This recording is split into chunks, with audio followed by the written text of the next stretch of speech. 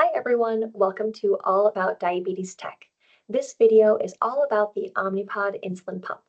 My name is Emily. I am one of the diabetes educators at Children's Minnesota, and I'll be walking you through this content. I'm going to get my PowerPoint pulled up and then we'll dive in.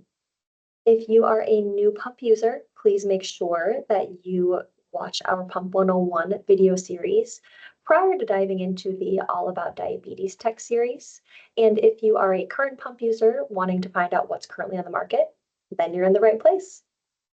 First up, we have our disclaimers and confidentiality protections. Feel free to come back to this if you need to. Omnipod is a unique insulin pump. It is a tubeless pump that utilizes two components. The first is a self-adhesive pod that's worn on the body. The pod combines your infusion set and your cartridge. And then the second component is the standalone controller, or PDM. PDM stands for Personal Diabetes Manager. Your controller, or PDM, is managing the pump settings, and it's also used to deliver boluses. The controller does not need to be near you at all times. It's only needing to be near the pod when actively changing settings, delivering boluses, or acknowledging alerts and alarms. There are two models of Omnipod on the market. The first is the Omnipod 5. This is the Generation 5 model. Omnipod 5 is compatible with Dexcom G6 and Dexcom G7, and it offers a hybrid closed-loop therapy. Omnipod 5 can be used with the Omnipod supplied controller, or if you have a compatible smart device, you can use the Omnipod 5 mobile app. Currently, there are very few models of phones that are compatible to use with the Omnipod 5 mobile app. However, the list changes all the time. We recommend going to the Omnipod website and viewing their compatibility list to see what's truly compatible at the time of viewing. A few things to know: at the time of this recording, iPhone is not compatible to use the Omnipod 5 mobile app, and iPhone users must always use the Omnipod provided controller. The iPhone app is supposed to be released in the second half of 2024. However, when it is released, it will only be compatible with G6. We expect G7 integration to roll out pretty shortly after that. However, we don't have a firm deadline on that. So again, whenever you're watching this and you're interested in ordering, check out the Omnipod website and go to the compatibility list to see if your device is compatible. Omnipod 5 is approved for use over the age of 2. You also must be using a minimum total daily dose of 5 units. This means your basal plus all of your boluses added up through the day total to above 5 units per day. I do want to zoom in on this just to show you these components. On the bottom left, you can see that U-shaped white device. That is the pod. So in real life, it looks like this. Omnipod 5 is compatible with your Dexcom G6, which looks like this, but in real life it has a white adhesive, and also compatible with your Dexcom G7, which looks like this. In the back of the image, you can see the Omnipod provided controller. This is what it looks like in real life. It is average smartphone size, I would say. So that is what that device looks like. Okay, our other model on the market is called the Omnipod Dash. This is the Generation 4 model. Omnipod Dash is not compatible with any sensors. This pump will simply deliver insulin the way that you program it to. It will not automate in the background based off of sensor values. Omnipod Dash uses a different PDM. It looks like this. It is smaller than your Omnipod 5 controller. There is no compatible mobile app to use with Omnipod Dash, so all users must carry around the PDM with them to use with their pump. Of note as well, my demo simply has an orange case on it. It's black normally, but you can decorate it and such if you want to. Okay, a few unique things about Omnipod Dash. One is it is compatible with the Contour Next meters. You can connect them via Bluetooth to the PDM. So whenever you check a blood sugar on that Contour Next meter, it Bluetooths it over to the PDM, so it's stored there. Another feature that is unique to Omnipod Dash is the two mobile apps. One is called Omnipod Display, one is called Omnipod View. Omnipod Display is a mobile app for a user to use, and it will display the PDM information on their phone. You cannot access the menu, you cannot change settings, you cannot deliver boluses. It's a display only app. If you're using Omnipod Display, you can set it up to share to the cloud and then over to the Omnipod View mobile app, which can be on caregivers' phones. So this is a way for caregivers to view pump data remotely. However, again, you cannot bolus from the app, cannot acknowledge alerts and alarms, cannot adjust settings. So they're all view only. For both models, the minimum basal rate is 0.05 units per hour. Over the course of 24 hours, this adds up to 1.5 units of basal. We do recommend that you be on more than 1.5 units of basal to use this pump. From that minimum of 0.05 units per hour, you can increase and decrease in the 0.05 unit increments. So the next step up from 0.05 would be 0.1, 0.15, 0.2, and so on and so forth. There is a little caveat here, however. We can program increments of 0 units an hour. So instead of having it be 0 units an hour all day, if you're not on any basal, we can do time frames where it's just 0 units an hour. This is helpful if you're not using that full 1.5 units of basal per day. Let's say you're just on 1 unit of Lantus or half unit of Lantus. We could program segments of the day where it's 0 basal, segments of the day where it's 0.05 units, and over the course of 24 hours, it would add up to less than that 1.2 units per day. So something to keep in mind, if you or your child have very minimal insulin needs and you really want Omnipod, just talk to one of the diabetes educators or your provider to see if there's something we could make work for you. The pods are waterproof, so you can shower, you can bathe, you can swim with the pods on. It will not damage them. The controller and your PDM are not waterproof. They're just like your phone, so don't drop them in the water. The controllers are rechargeable. They just use standard charging cables. The charge is pretty good. You usually don't need to charge them fully every day, but it is like a phone where you need to keep them charged up. Little quick note too about the waterproof aspect. If you are using Omnipod 5, the pod and your sensor are communicating via Bluetooth. Bluetooth can't read through water. So when the pod and the sensor are submerged in water, they're not going to communicate. The pump will still be delivering insulin. It's just not automating based off of those sensor values if it's not actively receiving a signal.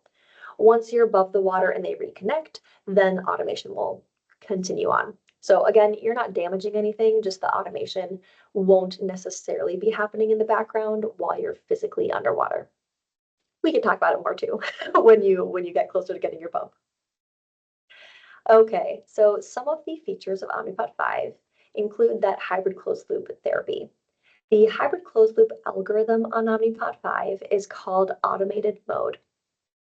For automated mode, you must be using the Dexcom G6 or G7 mobile app in conjunction with your Dexcom.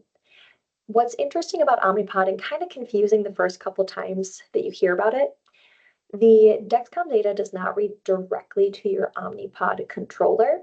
It's reading just to the pod itself.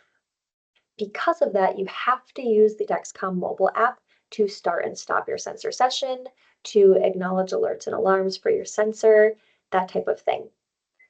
With this, if you are a current receiver user with your Dexcom, you will have to discontinue use of the receiver and switch over to a mobile app to use Omnipod 5. The reason is that the receiver is a medical device and the pod is a medical device. Dexcom can only read to one medical device at a time, so it's one or the other, and we have to have it read to the pod to enable automation. The Dexcom mobile app is also used to acknowledge alerts and alarms for high and low blood sugars. The Omnipod controller or mobile app will not be alerting for this. So you do need that mobile app for Dexcom for ongoing use. As we mentioned before, there's that separate Omnipod 5 controller. The controller is purely used to manage the pump. It's not communicating with the sensor directly. I do have an image coming up here that's going to give you a little bit more information. This last bullet point that just pulled in here is the select smartphones are compatible for use with Omnipod 5. That's what we talked about on that last slide. Visit the compatibility list on the Omnipod website. Okay, so now this image. This gives you a better understanding of how the system is communicating with itself. So on our right-hand side of the screen, you can see that you have your Dexcom mobile app. The mobile app is used to start and stop your sensor session. It's going to display your sensor values. It's going to give you your alerts and alarms, and you can troubleshoot Dexcom in that Dexcom app. Your Dexcom on your body is reading directly to that app, and then your Dexcom on your body is also reading to the pod on your body. The pod is what's delivering insulin. This is managed by your Omnipod 5 app. The app may be on the Omnipod provided controller or your compatible smart device if you are one of the lucky ones with a compatible device. What's interesting is in your Omnipod 5 app, you can view your sensor data in a way. What you can actually do is display the sensor data that's being received by the pod. So you can see it, but it's not a direct read from the sensor. We'll talk about this more when you're actually starting your pump, but it's just a good background to know that the Dexcom mobile app is absolutely necessary in addition to the Omnipod 5 app, which is either on a compatible smart device or on your Omnipod controller. With the controller and the mobile app, it will automatically upload to Gluco. Gluco is how the clinic views your data. This is also viewable to the user. When you are creating a Gluco account, you do have to enable sharing with the clinic for us to see that. The Omnipod trainer will walk you through this. If you're a current Omnipod user that's upgrading to Omnipod 5, you probably don't have a Gluco account yet. To make sure you set it up properly, please reach out to the clinic so we can give you instructions. Okay, so how does the automation work? There's a couple different components to talk about to truly understand how the Omnipod 5 algorithm functions. So first thing to know is that the initial time you're using your pump, you're putting your first pod on. That pod is going to use your programmed basal rate. Once you put your second pod on, and after that, the pod is going to analyze your insulin history. It's going to calculate an adaptive basal rate, and the adaptive basal rate is going to function as your baseline basal rate that the algorithm will increase and decrease to try to keep blood sugars in range. The adaptive basal rate updates with every pod. Every time you put on a new pod, it's going to analyze the previous pod's insulin use to then calculate that adaptive basal rate. The algorithm is most heavily looking at the past 3 pods of data, but it does look further back as well to get that average insulin use history and again to calculate your adaptive basal rate. Changing your programmed basal rate in the controller is not going to impact your automation. Again, it's only the insulin use history that is impacting your automation. You do want to keep that backup basal rate updated. So as you're growing and your insulin needs change, we'll want to change and update the programmed basal rate just in case you exit automation or need to use the pump in manual mode, but changing it is not going to impact your automation. This image gives you a little bit of an idea of how this is working. We're going to go into more depth on this on the next slide as well, but I do want to zoom in and show you a couple things. So on here, you can see the CGM tracings on the top part. On the bottom part, it's showing the insulin delivery. The blue horizontal line, that is that adaptive basal rate that's changing pod to pod.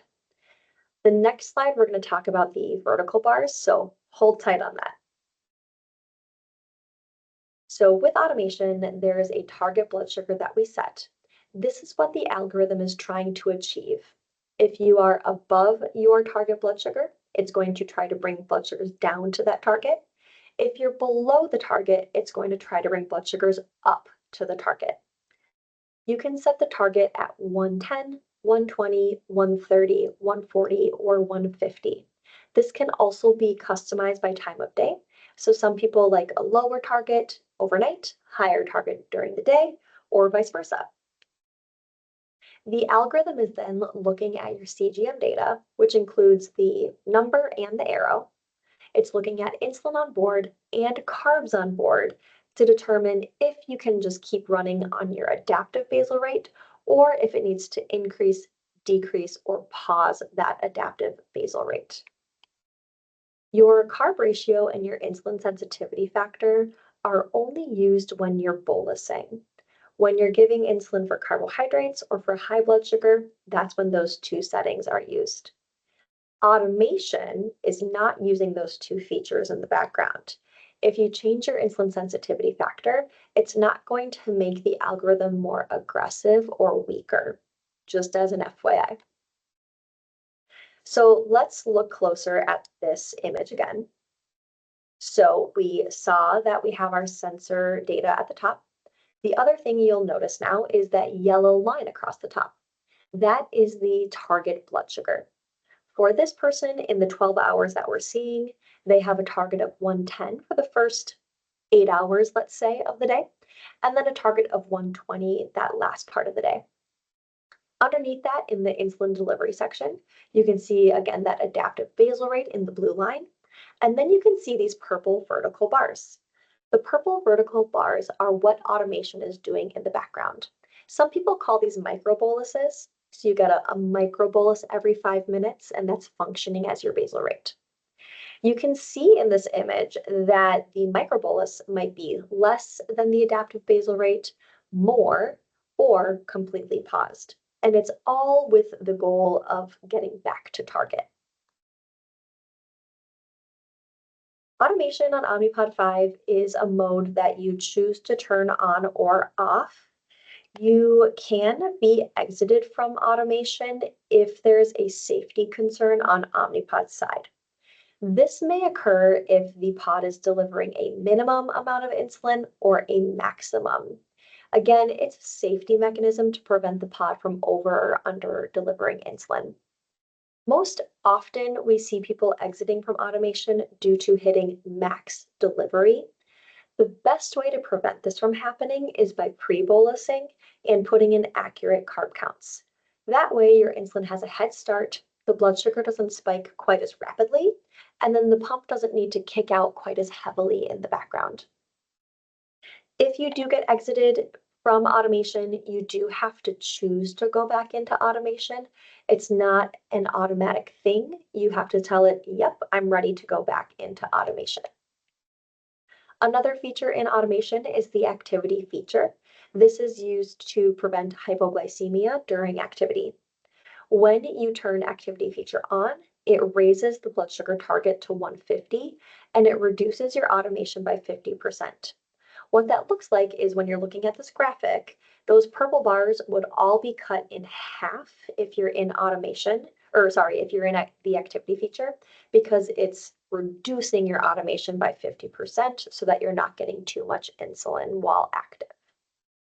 Activity feature is an on and off feature, so you can't preset it by time of day. You do have to choose when you're turning it on. In automation, you cannot use the extended bolus or temporary basal rates. These are features available in manual mode. As far as Omnipod resources go, we've got our Omnipod website, great place for lots of information.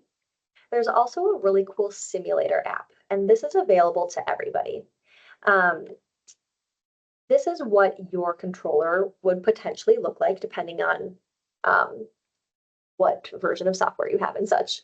But essentially what you're seeing on here is the sensor value and arrow. This is, again, what the pod is receiving from Dexcom. This is not directly from Dexcom to the app. You can also choose this CGM graph view option to see your sensor data a little bigger on the controller. I'm going to show you what that looks like very quickly. Boom, there it is.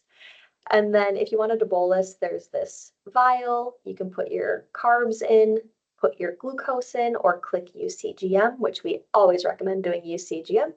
Confirm your dose, and then you can start that bolus. So this is just an example of what the simulator app is like. It's a pretty neat thing to play around with if you're interested. And then finally, we've got our Omnipod contacts. These are our local people. Pat Perazino is our representative. If you have questions about insurance coverage or order status, he's your guy. Ann Kogler is our Omnipod trainer. So once you get your Omnipod, that's who you meet with to get trained on the product. Both of them are very knowledgeable about this product. So if you have questions about algorithm, automation, ordering process, that type of thing, reach out to either of them. They're great. If you have questions about the ordering process at Children's, then reach out to us and we can help you with that. And certainly if you have more questions about the different pump systems, you just don't know where you want to go, give us a call, send us a My Children's message. We're more than happy to talk it out with you. Okay, that is everything I have for you today. Enjoy the rest of your pumping journey, and I look forward to seeing you on the next video.